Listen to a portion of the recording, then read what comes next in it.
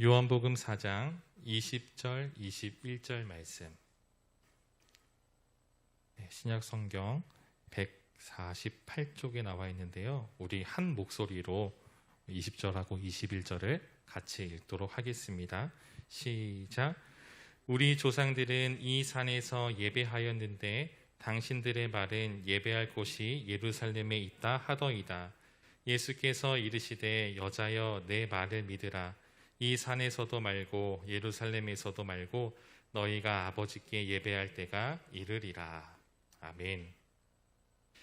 네, 여러분 한 주간 평안하셨습니까? 여전히 우리의 일상은 자유롭지 못하지만 그래도 예배하는 이 시간 속에 우리 하나님께 주시는 그 은혜와 또 평강이 또 평안을 누리는 그런 시간 되기를 소망합니다. 코로나19의 상황이 계속 지속되고 있습니다. 처음 이 바이러스가 작년 초에 이제 중국에서 시작되었을 때만 해도 어느 질병처럼 이제 조금 지나면은 상황이 나아질 것이다라는 생각이 있었지만, 하지만 생각외로 지금 이 순간까지도 우리 삶 가운데에 큰 영향을 주고 있는 것 같습니다. 여전히 코로나는 우리의 삶 가운데에 큰 영향을 주고 있고 또 많은 제약을 주고 있는 것 같습니다. 그래서 이제 코로나 바이러스로 인해서 이전과는 좀 많은 변화들이 있는 것 같습니다. 먼저 여러분 우리 일상을 돌아보면 어떻습니까? 지금 저도 마스크를 끼고 있고 지금 현장에 나와 계시는 성도님들, 교역자들도 다 마스크를 끼고 있습니다. 또한 바깥에 외출할 때에는 이제 마스크를 안 쓴 사람을 찾아보기 힘들 정도로 누구나 다 마스크를 쓰고 있습니다. 이제 3살 된 제 딸도 처음에는 마스크를 씌울 때는 굉장히 거부하다가 지금은 선교원에 갈 때라든지 아니면 어디 잠깐 나갈 때 스스로 와가지고 마스크를 흔들면서 씌워달라고 하고 있습니다. 그 모습을 볼 때마다 좀 굉장히 마음이 짠하고 또 마음이 좀 무겁기도 한 것 같습니다. 또한 코로나로 인해서 우리는 이전처럼 자유롭게 사람들이랑 모여서 모임을 갖는 것도 또 힘들어졌습니다. 최대한 모임을 줄이고 모이더라도 소수의 인원만 만나게 되었습니다.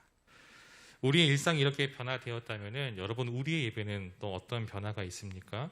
우리의 일상과 좀 마찬가지인 것 같습니다. 처음 들어보는 비대면 예배라는 단어가 생겨나기 시작했고 사람들이 TV나 스마트폰, 인터넷 등에서 예배를 드리는 것이 정말 어색해지지 않는 그런 상황이 되었습니다. 그리고 현장에서 예배를 드린다고 해도 이전처럼 이 교회 장의자를 꽉꽉 채우고 그것도 모자라서 보조 의자를 펼치고 그것도 모자라서 부속실을 개방해서 영상을 중계하는 그런 모습들이 사실 이 1년 반이 지나는 시간 동안에 조금은 보기 힘들어지게 된 것 같습니다. 교회의 어떤 행사나 집회도 이전처럼 할 수 없고 많은 제약이 있는 그런 상황 가운데 있죠. 1년 반이라는 시간 동안에 너무도 많은 것들이 변화했고 또 그런 상황들이 어느샌가 우리 가운데에 익숙해져 간 것 같습니다. 너무나 일상적이 되어버린 코로나도 시간이 지나면 여러분 결국 종식될 것입니다. 물론 어떤 전문가들은 이 코로나를 독감처럼 우리가 함께 가야 할 질병으로 분류하기도 하지만 어찌되었든 지금보다 상황이 더 풀리게 될 그날은 분명히 찾아올 것입니다. 그러나 조심스럽게 염려되는 것은 코로나의 상황이 지금보다 더 낫게 된다 하더라도 우리의 일상은 그 이전의 모습으로 돌아갈 수 있을지, 우리 예배가 그 이전으로 돌아갈 수 있을지 그런 걱정이 조금 들기도 합니다. 사회는 코로나 이전처럼 돌아가지 못할 것이라는 그런 부정적인 진단도 나오고 있습니다. 우리 예배 다시 이전처럼 본당을 꽉 채우고 예배당을 꽉 채우고 정말 뜨겁게 찬양하고 정말 소리 높여서 정말 그 외쳐가면서 기도하고 그렇게 했었던 예배의 모든 모습들이 다시 오기를 간절히 바라지만은 생각보다 쉽지 않은 문제인 것 같습니다. 정말로 하나님의 강권적인 능력과 은혜가 필요한 것 같습니다. 어쩌면 이런 큰 사회적인 상황에서 우리가 살펴보았다면은 한번 시선을 돌려서 우리의 모습을 한번 돌아보았으면 좋겠습니다. 여러분 처음 코로나가 이제 시작되었을 때 그리고 현장 예배가 중단된 채 전면적인 비대면 예배로 전환되게 되었을 때에 여러분들은 어떻게 예배를 드리셨습니까? 신방을 하면서 또 성도님들과 이야기를 하면서 이런저런 이야기들을 좀 많이 듣게 되었습니다. 어떤 성도님들은 주일 아침에 일찍 일어나서 목욕 재개를 하시고 또 어떤 성도님들은 교회 나오는 것처럼 정말 정돈된 그런 옷을 입고 바른 자세로 정말 경건하게 예배 드리시는 그런 분도 있다고 들었습니다. 또 어떤 분들은 비록 집에서 식탁에서 앉아서 예배를 드리지만은 정말 예배당에서 예배하는 것처럼 온 신경을 집중해서 예배 드리는 분도 있다라고 했습니다. 그래서 비대면 예배 초기 때 우리 성도님들이 각 가정에서 혹은 뭐 일터에서 예배 드리시는 그런 장면들을 인증샷을 찍어서 이렇게 본 기억이 납니다. 그 모습을 보는 것만으로도 서로 둘러 앉아서 식탁에서 책상에서 정말 그렇게 예배드리는 그런 모습을 볼 때에 참 마음이 뭉클하고 또 여러 감정들이 들었습니다. 그럼 이제 또다시 이 비대면 예배와 현장 예배가 병행되고 있는 정말 지금 이 시점에서 여러분 나의 모습은 어떻습니까? 지금 이 시점에서 우리가 예배드리는 모습은 과연 어떤 모습인지 한번 좀 돌아보았으면 좋겠습니다. 지금도 주일 아침마다 깨끗하게 목욕 재개하시고 집에서 예배 드리실 때 정말 교회 나온 것처럼 정돈된 옷을 입고 또한 경건한 모습과 자세로 흐트러짐 없이 온 마음과 신경을 집중해서 예배 드리고 있으십니까? 아니면 그때와는 다르게 지금 조금은 풀어진 모습으로 예배를 드리고 있으십니까? 물론 정말 이전처럼 정말 예배를 열심히 드리시는 분도 있겠지만은 모두가 다 그런 것은 아닐 것 같습니다. 성도님들과 이야기를 나눠보면은 이런 이야기를 종종 듣습니다. 비대면 예배 처음 시작했을 때는 안 그랬는데 이렇게 코로나가 지속되다 보니까 처음 같지 않다라는 그런 말을 종종 듣습니다. 좀 쉽지 않죠. 이것이 계속 지속되면서 정말 예배당에 앉아서 예배하는 것이 익숙했던 우리인데 가정에서, 식탁에서, 책상에서, 사무실에서 정말 그 차 안에서 예배하는 것이 각자 위치한 곳에서 동일하게 예배한다는 것이 참 쉽지 않은 것 같습니다.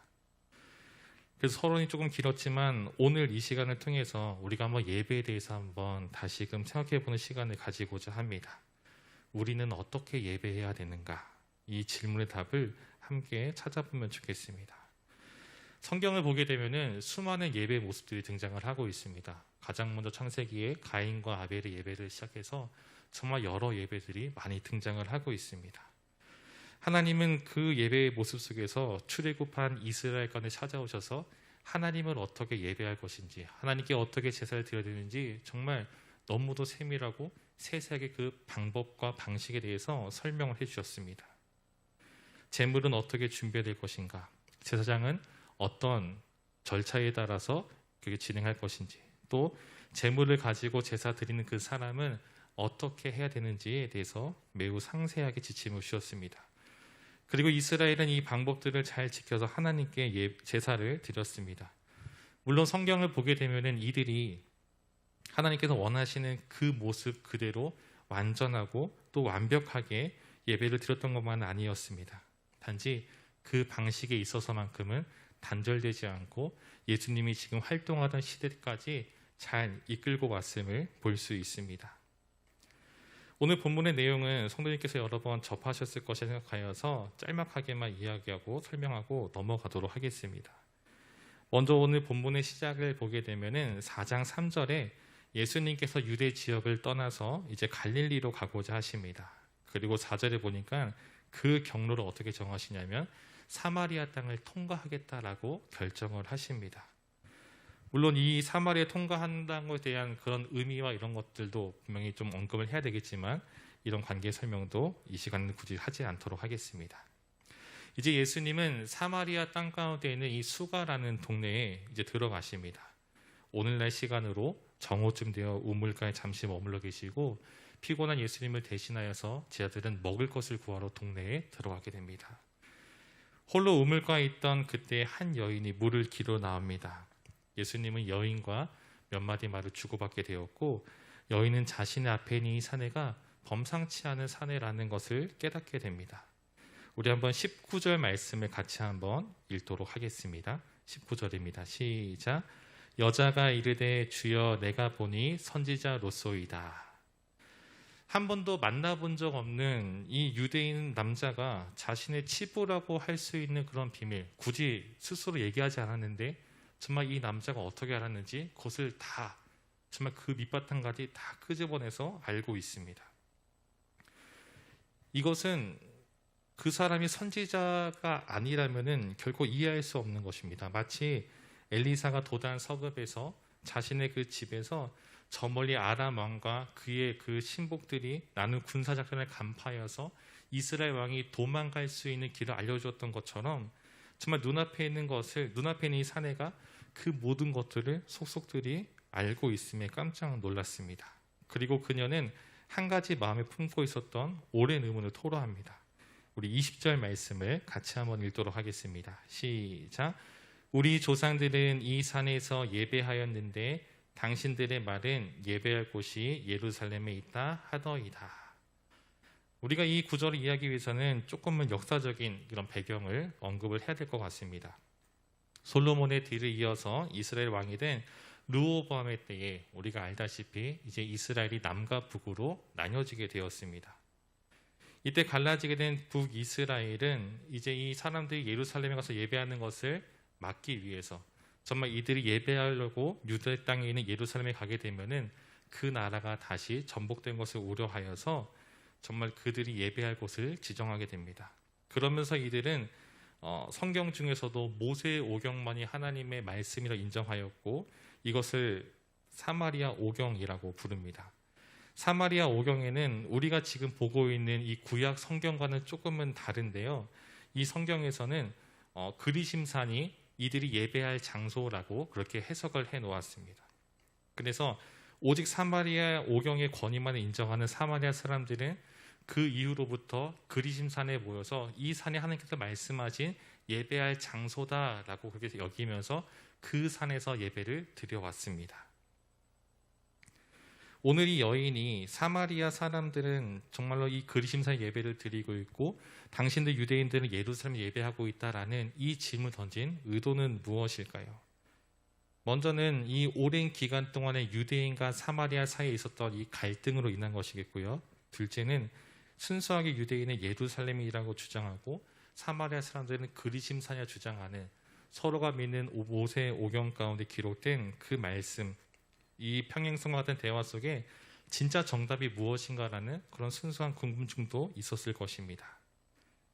오랜 기간 고민해봐도 도무지 답을 알 수 없는, 단지 그들은 조상들이 그렇게 해왔으니까 또 성경에 그렇게 기록되어 왔으니까 그렇게 지켜왔던 것들, 이 풀 수 없는 이 문제 속에 사람의 속을 꿰뚫어보는, 정말 하나님의 능력으로 사람의 속을 꿰뚫어보는 이 선지자라면은 이 문제의 답을 말해줄지 않을까, 그런 기대를 하고 있습니다. 이제 여인은 예수님을 주시하고 있습니다. 그의 입에서 어떤 말이 나올지 기다리고 있습니다. 과연 이 물음의 정답은 무엇일지, 예루살렘인가 아니면 그리심산인가, 굉장히 기대를 하고 있었습니다. 그리고 예수님의 입술을 통해서 발표된 이 문제의 답은 무엇입니까? 정말로 이 1번 아니면 2번이라고 묻고 있는 이 질문 가운데에 예수님은 전혀 다른 대답을 하고 있습니다. 우리 21절 말씀도 같이 한번 읽도록 하겠습니다. 시작. 예수께서 이르시되 여자여 내 말을 믿으라. 이 산에서도 말고 예루살렘에서도 말고 너희가 아버지께 예배할 때가 이르리라. 여러분, 여인의 입장에서 생각해 보면은 이 답은 어떻습니까? 굉장히 조금은 엉뚱하고 황당하고 전혀 기대하지 않았던 답변입니다. 제가 이것을 어떻게 좀 쉽게 이해할 수 있을지 좀 고민을 해봤는데요. 이 예가 좀 맞을지는 모르겠습니다. 한번 들어보시기 바랍니다. 제가 이제 저녁을 딱 먹으려고 합니다. 오늘은 중국 음식이 좀 땡기는 것 같아서 이제 옆에 있는 이원석 목사님이 물어봅니다. 이원석 목사님, 제가 오늘 저녁에 짜장면을 먹을까요? 짬뽕을 먹을까요? 아니면 목사님 맛집을 좀 많이 아시는 것 같은데 이 A라는 중국집이 맛있습니까? B라는 중국집이 맛있습니까? 라고 물어보았습니다. 이원석 목사님 좀 고민하시다가 갑자기 저에게 그래요? 그러고는 목사님이 직접 수타로 만들어 먹는 게 더 맛있는 것 같아요 라고 대답해 주는 것과 같은 것 같습니다. 좀 비유가 좀 맞는지 모르겠지만 예수님이 말씀하시는 겁니다. 이 여인은 예배를 어디서 드려야 됩니까? 예루살렘이에요? 그리심산에 묻고 있습니다. 근데 예수님의 대답은 거기도 아니고 저기도 아니고 너희가 정말 하나님께 예배할 수 있는 그때가 곧 올 거야 라고 지금 말하고 있는 것입니다. 이 문답을 살펴보면은 여인은 예배의 장소, 정말 하나님께서 말씀하시고 지정하신 장소가 어딘지를 묻고 있는데 그런데 예수님은 그에 대한 답으로 특정한 어떤 지리적인 위치를 말씀하시는 것이 아니라 전혀 새로운 영역으로서 말씀해주고 있는 것이죠. 아버지께 예배할 때가 이르리라. 이 예배할 때가 언제인지 23절에 조금 더 풀어서 설명해 주시는데 제가 한번 읽어드리겠습니다. 아버지께 참되게 예배하는 자들은 영과 진리로 예배할 때가 오나니 곧 이때라. 아버지께서는 자기에게 이렇게 예배하는 자들을 찾으시느니라. 아버지께 예배할 때가 오는데 23절을 보게 되면은 아버지께 참되게 예배하는 자들은 영과 진리로 예배할 때가 온다라고 말하고 있습니다. 하나님께 참되게 예배한 자들이 영과 진리로 예배할 때가 온다라는 말을 여러분 우리가 거꾸로 생각하면 어떻습니까? 지금 그렇게 하나님께 예배하는 자들이 있다는 것입니까? 없다는 것입니까? 그렇게 예배하는 사람들이 없다라는 것이죠.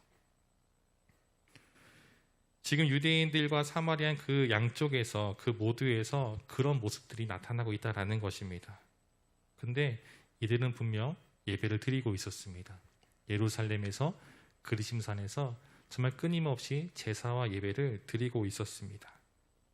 그런데 예수님께서 하시는 말씀은 정말 하나님께 찾으시는 이 참된 예배의 모습, 영과 진리한 그 예배의 모습이 지금까지 들어지지 않고 있는데 이제 그때가 곧 오리라라고 지금 말하고 있는 것이죠. 예수님은 분명히 말씀해주고 있습니다. 여인이 물어본 예배를 어디서 드립니까? 라는 그런 질문 가운데에 예배드리는 장소보다 예배드리는 예배자의 모습이 더 중요하고 그것을 하나님께서 바라시고 찾으시고 원하신다라고 지금 말씀하고 있습니다. 사실 구약에서 하나님께서 여러 제사의 방법과 방식을 말씀해 주실 때에도 하나님께서 원하시는 것은 그들이 기계적으로 그렇게 말씀한 그 절차를 한 치의 오차도 없이 정확하게 하는 그런 것보다 그렇게 세심하게 준비함으로써 하나님께 예배하는 자의 예배자의 그 모습과 태도가 온 정신과 마음을 쏟아서 주 앞에 나오는 것을 더 원하셨다라는 것이죠.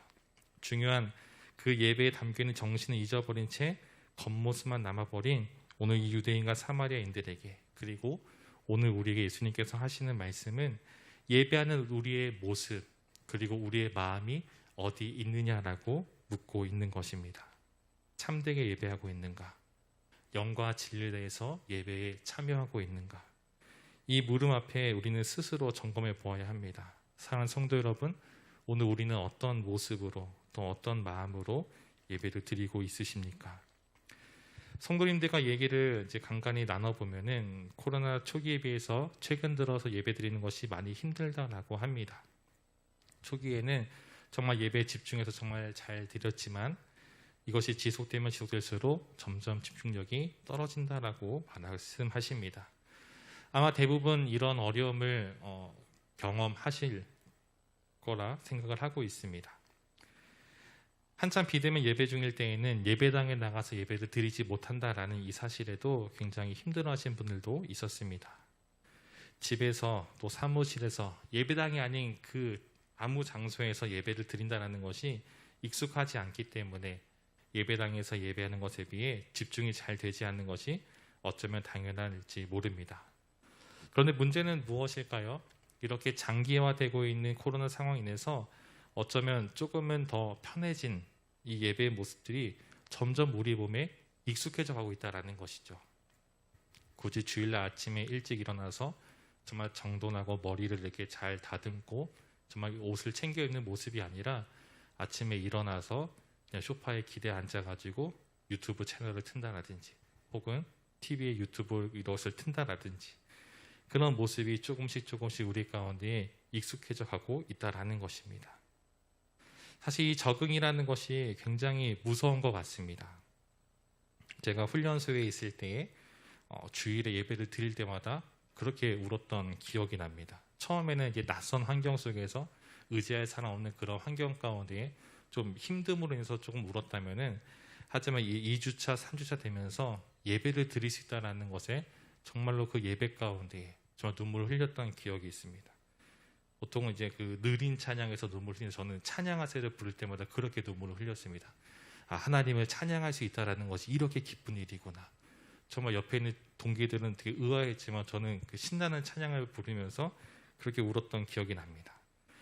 그렇게 이제 훈련소 생활이 끝나갈 때쯤 저희 소대가 이제 취사장 청소를 맡게 되었습니다. 이제 주일날 아침이 돼서 열심히 청소를 하고 시계를 딱 보니까 예배가 거의 끝나갈 시간이었습니다. 그래서 저희를 인솔하는 조교는 저희를 그냥 생활관으로, 그러니까 내무실로 데려가려고 했는데, 근데 이제 요청을 해가지고 예배당에 교회 갔다 오면 안 되겠습니까? 라고 요청을 하고 흔쾌히 수락을 해줘가지고 동기들이랑 같이 이제 교회를 가게 됐습니다.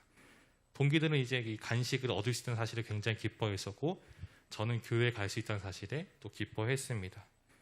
근데 마치 드라마에 나오는 것처럼 딱 교회 앞에 도착하자마자 예배당의 문이 탁 열리면서 이제 사람들이 나오기 시작한 겁니다. 예배가 이제 다 끝나게 된 거였죠.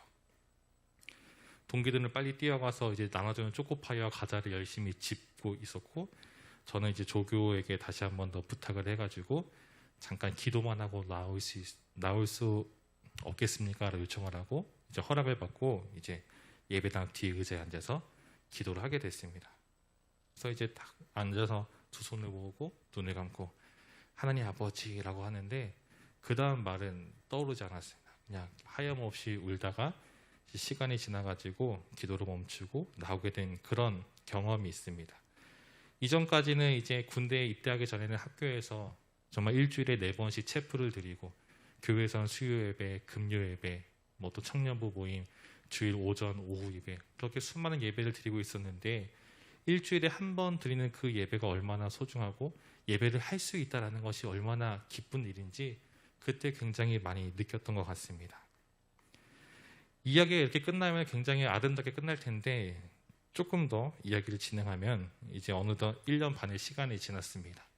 이제 병장 진급을 한 달 앞둔 이제 군 생활에 어느 정도 적응을 할 대로 한 쩌들은 그런 몸이 되었습니다. 여름이었는데요. 비가 엄청 와서 폭우가 내린 상황이었고, 상급부대는 위험하니까 내무실 바깥으로 나가지 못하도록 막았습니다. 건물 밖에 나가는 것이 위험하니까 주말에 종교 행사도 전면 취소를 내리게 되었습니다. 그래서 옷을 갈아입다가 다시 그 방송을 듣고 다시 이제 옷을 갈아입고 이제 편하게 쉬게 되었습니다. 여름이라 이제 그 강원도 비가 너무 많이 내리는 그 상황 가운데 그 다음 주도 비가 내려서 교회 가는 것을 못 가게 되었습니다. 이제 3주가 되었는데 이제 내심 그 마음이 드는 겁니다. 내일 비가 올까? 내일 비가 왔으면 좋겠다. 내일도 서프라이즈 보고 싶다. 막 이런 마음이 들고 있었습니다. 훈련병 때 그 예배를 사모하던, 예배의 소중함을 깨우셨던 그런 모습들은 온데간데 없이 한 2주 예배를 쉬었을 뿐인데, 교회 가는 것이, 예배 드리러 가는 것이 굉장히 귀찮아지고 정말 그것보다 더 즐겁고 재밌는 것이 많다는 것을 깨닫게 된 것입니다. 이렇게 적응이라는 것이 참 무서운 것 같습니다. 처음에는 어색했던 것들이 우리 몸에 조금씩 익어버리는 그 순간에 다시 거기서 벗어나는 것은 굉장히 힘든 것 같습니다. 어쩌면 비대면 예배를 드리는 것이 처음에는 어색하고 익숙하지 못해서 많이 불편했지만, 이렇게 1년 넘게 지속되는 그 시간 속에서 어느새 이것이 우리 몸에 익어져 가고 있을지도 모릅니다. 점차 그것으로 인해서 우리 예배에 대한 마음과 집중이 점점 흐려져 가고 있을지도 모를 것 같습니다. 그러면서 우리는 이렇게 이야기하죠. 예배당에서 예배를 못 드리니까 집중력이 떨어져요. 마치 비가 와서 교회에 가지 못한다고 좋아하던 저의 모습과 좀 겹쳐지는 것 같습니다. 그렇지만 우리의 예배가 어느 특정 장소에 매여 있다면, 꼭 예배당에 드려야지만 은혜가 되고 집중이 된다면은 오늘 우리 예수님의 말씀을 통해서 우리의 생각을 조금 수정할 필요가 있습니다. 예루살렘이냐 그리심산이냐, 이것은 결코 중요한 문제가 아닙니다. 우리가 어디에 있든, 예루살렘에 있든 그리심산에 있든 혹은 그 외에 어느 장소에 있든지 간에 우리 예배 가운데에 영과 진리를 다해 나아가는 그 사람을 하나님께서 찾으시고 그 예배를 기뻐하신다라는 것이죠. 한 가지 예를 성경 속에서 한번 찾아보도록 하겠습니다. 사도행전 16장 22절부터 25절의 말씀입니다. 사도행전 16장 22절부터 25절 말씀을 한번 읽도록 하겠습니다. 무리가 일제히 일어나 고발하니 상관들이 옷을 찢어 벗기고 매로 치라 하여 많이 친 후에 옥에 가두고 간수에게 명하여 든든히 지키라 하니, 그가 이러한 명령을 받아 그들을 깊은 옥에 가두고 그 발을 착고에 든든히 채웠더니 한밤중에 바울과 실라가 기도하고 하나님을 찬송하며 죄수들이 듣더라. 이 이야기가 어떤 상황이냐면은 바울과 실라가 빌립보에서 귀신 들린 여종을 고쳐주게 됩니다. 귀신이 떠나가게 되었고 정말로 우리가 볼 때는 굉장히 잘한 일이죠.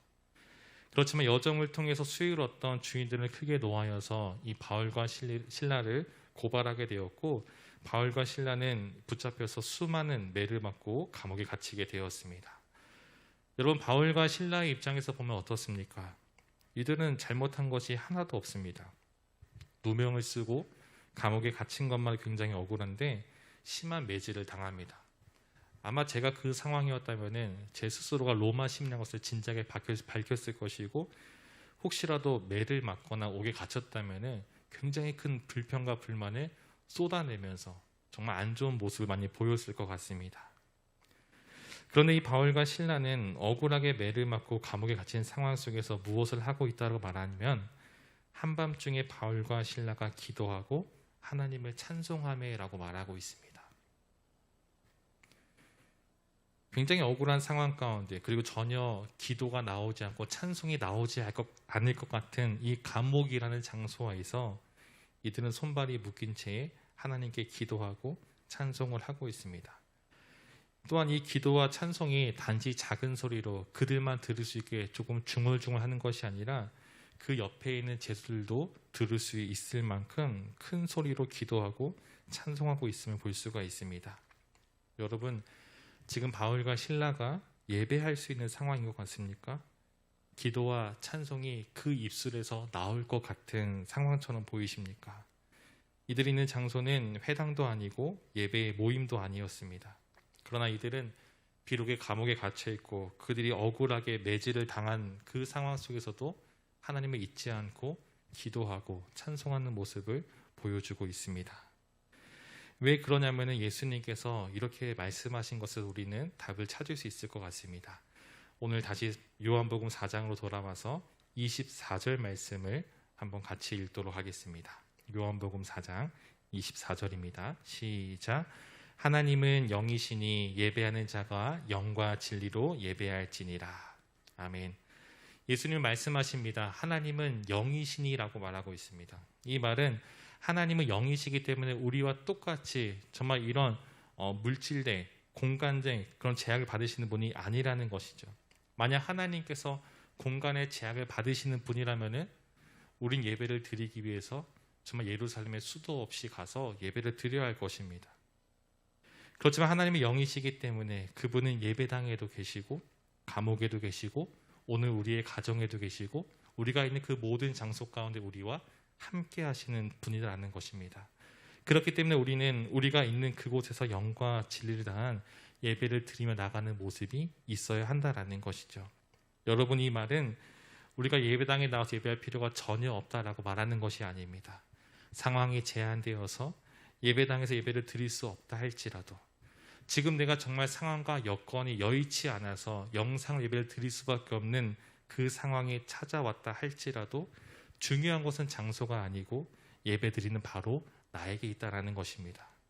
사랑하는 성도 여러분, 우리가 어디에서 예배를 드리냐라는 것은 결코 중요하지 않습니다. 중요한 것은 예배를 드리는 지금 나의 모습, 지금 나의 마음이라는 것이죠.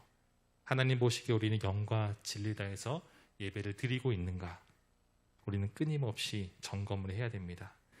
비록 영상 예배가 병행되고 있는 상황이지만 우리가 있는 그 모든 곳에서 하나님을 높이고 또 하나님을 찬양함으로 우리의 신앙을 지키고 그리고 이 코로나가 종식되고 또 예배 인원 제한이 사라지는 그날이 되었을 때에 모두가 함께 예배당에 모여서 기쁨과 감사로 하나님께 영광 돌리는 그날을 꿈꾸며 함께 또 기도하면서 그렇게 나아가는 우리 열방의 모든 성도 되시기를 주님의 이름으로 간절히 축원드립니다.